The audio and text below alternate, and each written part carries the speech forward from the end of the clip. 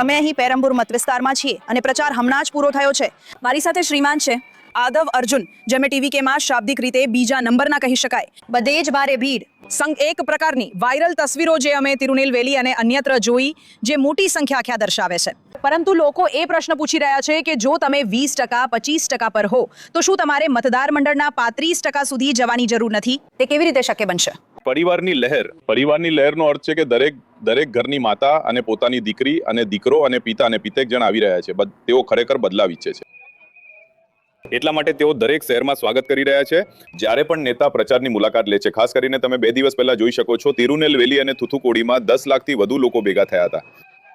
ખરેખર લગભગ 70% મહિલાઓ ભેગી થઈ હતી, એક પણ પુરુષ નહીં. તે 70% મહિલાઓ છે. અમે લોકોના ભેગા થવા માટે ક્યારે ₹1 પણ ખર્ચ નથી કરતા. ડીએમકે અને એડીએમકે દરેક વ્યક્તિ પર 300 અને 300 રૂપિયા, કરોડો અને કરોડો રૂપિયા ખર્ચી રહ્યા છે. પણ 1970 પછી અને 50 વર્ષ પછી લોકો પરિવર્તન ઈચ્છે છે. તમિલનાડુના લોકો 82% પરિવર્તન ઈચ્છે છે. પછી શ્રી કરુણાનિધિ અને અમ્મા જયલલિતા લોકોને એક મજબૂત નેતા અને કરિશ્માઈ નેતા જોઈતા હતા. એટલા માટે તમિલનાડુ હંમેશા વાસ્તવમાં સિનેમા ક્ષેત્રના નેતાઓ પર આધારિત રહ્યું છે. લોકો પહેલેથી જ જોડાયેલા છે અમારા નેતા સાથે, પ્રેમ અને વિશ્વાસથી. ચોક્કસપણે અમે બહુમતીથી જીતવા જઈ રહ્યા છીએ. અમે તે 35%થી વધુ વોટ બેંકને પાર કરવા જઈ રહ્યું છે. ડીએમકે ગઠબંધને પણ ડીએમકે હંમેશા 2021 અને 2024માં દાવો કર્યો અમે મોટું ગઠબંધન છીએ, બિન સાંપ્રદાયિક ગઠબંધન. પણ લોકોએ ડીએમકે ગઠબંધનને ફેંકી દીધું કારણ કે તે ગઠબંધન ભ્રષ્ટાચાર પર આધારિત હતું. આ ભ્રષ્ટાચાર સૌથી મોટો ભ્રષ્ટાચાર છે. મુખ્યમંત્રીના જમાઈ પુત્ર અને મુખ્યમંત્રીનો પરિવાર, આખો પરિવાર કેન્દ્રિત ભ્રષ્ટાચાર. ઉદાહરણો ઘણા બધા છે. તમારા પોતાના મત વિસ્તારમાં શ્રી સબરીશ હકીકતમાં પ્રચાર માટે બહાર આવ્યા હતા. તે શું સૂચવે છે? મારો મતલબ તેમના મિત્ર, તેઓ એક સમયે તમારા મિત્રો હતા. ના અને દુશ્મન બની ગયા. ના અમે સાથે કામ કર્યું વિચારધારા માટે. હું કોઈ મિત્રોને ઓળખતો નથી ખરેખર. અમે 2015 થી 21 સુધી કામ કર્યું. મેં વિચારધારા સાથે કામ કર્યું. મેં કામ કર્યું, પછી હું સારી બાબતો માટે આગળ વધ્યો. તેઓ ભ્રષ્ટાચારમાં છે, એટલા માટે હું તેમની સાથે નથી. હું ફક્ત વ્યૂહરચના અને ચૂંટણીના કામ માટે કામ કરું છું. પછી હવે માત્ર વિલ્લીવક્કમ જ નહીં, માત્ર સબરીશ જ નહીં, અને ગઈકાલે શ્રી ઉદયનિધિ આવ્યા. તેમણે દાવો કર્યો સૈદીપાની જીતની સરખામણીમાં વિલ્લીવક્કમ સૌથી મોટી જીત છે. તો સમગ્ર પરિવારો વિલ્લીવક્કમ અને પેરામ્બૂરને નિશાન બનાવી રહ્યા છે. તેઓ 10,000 રૂપિયાથી વધુ આપવા માટે તૈયાર છે. પરંતુ દરેક ઘરના, ખાસ કરીને માતા અને સ્ત્રી, તેઓ પૈસાથી બંધાઈ રહ્યા નથી. તેઓ પ્રેમ અને વિશ્વાસ બતાવી રહ્યા છે. તમિલનાડુ, તમે લોકોને કહ્યું કે એક તરફ 10,000 અને બીજી તરફ તમારી ₹2 સિટી. પૈસા આ નથી. આ ચૂંટણીમાં પૈસા કામ નથી. ખરેખર લોકો પરિવર્તન ઈચ્છે છે. લોકો પ્રેમ અને વિશ્વાસ બતાવી રહ્યા છે. લોકો નવા નેતા, આપણા વિજયને ઈચ્છે છે. તમે આવતા મહિને 4મી તારીખે પરિણામના દિવસે જોઈ શકો છો. આ એક અદ્ભુત ચૂંટણી છે. 50 વર્ષ પછી નવી પેઢી નવું નેતૃત્વ ઈચ્છે છે. ઉરીમાઈ ઠોગાઈ અને 8,000ના કૂપનનું શું, જેની તેમણે જાહેરાત કરી છે?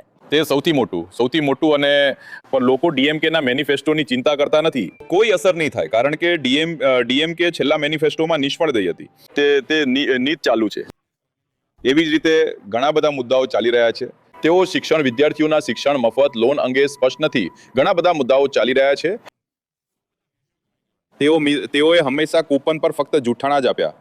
તમે જનનાયકના ફિલ્મ વિશે વાત કરી. દેખીતી રીતે જ તે રિલીઝ ન થવા બાબતે ઘણી ચિંતા હતી, ખાસ કરીને સમર્થકોમાં, અને હવે લીકેજ થયું છે.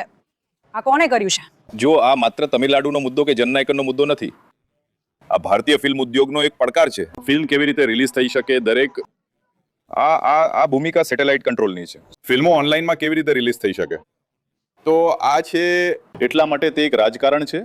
આપણા દરેક, ખાસ કરીને કેન્દ્ર અને રાજ્ય, તેઓ સાથે છે. ખાસ કરીને શ્રી M.K. સ્ટાલિને આ ફિલ્મો રિલીઝ અને લીકેજ શરૂ કર્યા. ચોક્કસપણે લોકો આને સંબોધશે. એકવાર અમારા નેતા, એકવાર અમે સરકાર બનાવીશું, ફિલ્મ 100% થિયેટરોમાં રિલીઝ થશે.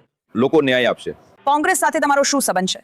અખિલ ભારતીય મહિલા કોંગ્રેસ નેતા, લગભગ બરતરફ મને લાગે છે. બરતરફ તો ઘણા બધા, જે કોઈ રાહુલ ગાંધીના વ્યક્તિઓના કેડરો, વધુ પ્રમાણિક વ્યક્તિ, તેઓને અત્યારે હટાવી દેવામાં આવ્યા છે.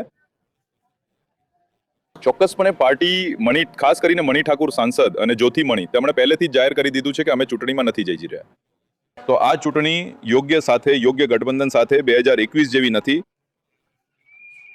તો ગઠબંધન, આ ડીએમકે ગઠબંધન પહેલેથી જ સંપૂર્ણપણે નિષ્ફળ ગઠબંધન છે. તેઓ કહેશે કે જાતિનું ગણિત અને અમે આ બધી પાર્ટીઓને સાથે લાવી રહ્યા છીએ. એવું કંઈ નથી. શું તમે આ ચૂંટણી જાતિ વિશે નથી? ના. શું તમે તિરુનેલવેલી થુથુકુડીમાં જોયું? જો દરેક હંમેશા કહે છે કે દક્ષિણ એ જાતિનું ગણિત છે, પણ તિરુનેલવેલીમાં 10 લાખથી વધુ લોકોએ ક્યારેય જાતિ અને કશાની પરવા કરી નથી. તો લોકોને પરિવર્તન જોઈએ છે. ડીએમકે હંમેશા જાતિની રાજનીતિ રમતી હતી. લોકોને વિકાસ જોઈએ છે. લોકો સારું શિક્ષણ ઈચ્છે છે. લોકો સારો સ્વાસ્થ્ય ઉદ્યોગ ઈચ્છે છે. લોકો જે મૂળભૂત જરૂરિયાત ઈચ્છે છે, ખાસ કરીને દક્ષિણમાં, ત્યાં કોઈ શિક્ષણ નથી, ત્યાં કોઈ રોજગાર નથી. યુવાનો રોજગાર ઈચ્છે છે. ચોક્કસપણે અમે સારી સરકાર બનાવીશું. અમે વિકાસ પર ધ્યાન કેન્દ્રિત કરીશું. તમારી સૌથી મોટી તાકાત અલબત્ત યુવાનો છે અને તમે મહિલાઓ વિશે પણ વાત કરી રહ્યા છો. શું તે પૂરતું રહેશે? તમે તેને કઈ રીતે જોઈ રહ્યા છો? અમે હંમેશા અમ્મા કહીએ છીએ. અમ્મા એટલે માં. બધા ઘરોમાં માતા સમર્થન આપી રહી છે. અમારી પાર્ટી આધારિત, અમારી પાર્ટીનો પાયો મહિલા પર આધારિત છે. સ્ત્રી એટલે બધા જ ઘર, માતા અને પુત્રી, બેન, આ પાયો છે. એટલે પુરુષો માટે કોઈ તક કે કોઈ પસંદગી નથી. ચોક્કસપણે પુરુષોએ બદલાવવું પડશે. પુરુષોએ સ્ત્રીઓનો અવાજ સાંભળવો પડશે. ઘણીવાર લોકો અમને કહે છે કે યુવાનો તેમના પોતાના ઘરમાં પ્રભાવક બની રહ્યા છે, તેમના માતા પિતાને આગળ વધવા માટે પ્રભાવિત કરી રહ્યા છે. જો પછી 40 વર્ષ પછી 10 વર્ષ બાળકો રાજકારણ વિશે વાત કરી રહ્યા છે. તે તમિલનાડુના રાજકારણની સફળતા છે. હવે દરવાજો ખુલ્લો છે. એટલે ડીએમકે અને એમકે, સ્ટાલિન વંશ અને રાજાશાહીનો અંત આવી ગયો છે. બસ એક છેલ્લી વાત, તમે કહેતા રહ્યા છો કે જોસેફ વિજય આગામી મુખ્યમંત્રી બનવા જઈ રહ્યા છે, જેથી તમે રાજા બનશો. કેટલાક લોકો કહે છે કે તમે આખરે કિંગ મેકર બનશો. કેટલાક અન્ય લોકો કહે છે કે તમે વોટ કટર બનશો. તમે તેના પર કેવી પ્રતિક્રિયા આપો છો? અમે નથી, અમારા નેતા રાજા અને કિંગ મેકર નથી. અમે સામાન્ય માણસ છીએ. અમારા નેતા સામાન્ય માણસની સરકાર બનાવશે. રાજાશાહી અને મોનાર્કી, તમિલમાં અમે મોનાર્કી કહીએ છીએ, સમાપ્ત થઈ ગઈ છે. તમિલનાડુમાં હવે પછી કોઈ રાજા અને કિંગ મેકર નહીં હોય. આભાર.